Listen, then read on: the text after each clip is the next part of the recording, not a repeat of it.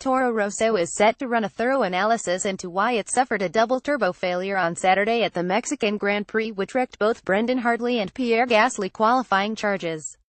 After Gasly suffered engine issues in FP2, his day was effectively over on the second lap of the final practice session when his turbo expired on the straight at Autodromo Hermanos Rodriguez. Toro Rosso were forced into an entire engine change due to the damage and lost the race against time to get the French driver out for qualifying. Gasly has received permission to start from the back of the grid for the Mexican Grand Prix but has a total of 12 laps to his name, having never raced at the circuit before.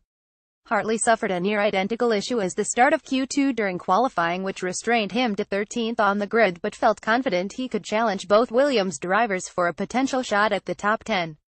Toro Rosso chief race engineer Jonathan Eddahl says the team will run an investigation into the mechanical problem and hope to find a solution ahead of the Mexican race. "We thought yesterday was a difficult day, but today was no better with a number of issues on the poo side," Eddahl said.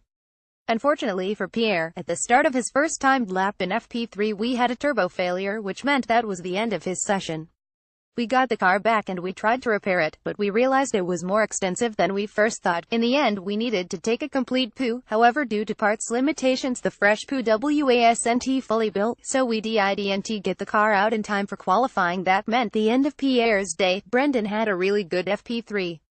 We learned a lot about the tires and he was still building up himself lap by lap. We went into qualifying with good expectations, and I think he showed that the car was very capable, especially in Q1. In Q2 he was building on that even further and it was looking like we were going to challenge or potentially be in front of the Williams, but then unfortunately another turbo failure on the poo side cut his qualifying short. It was a challenging day. We need to understand tonight why so many power units are dying on our chassis. Tomorrow will be a difficult day for us. However, we will put today behind us, look ahead to tomorrow and remain positive."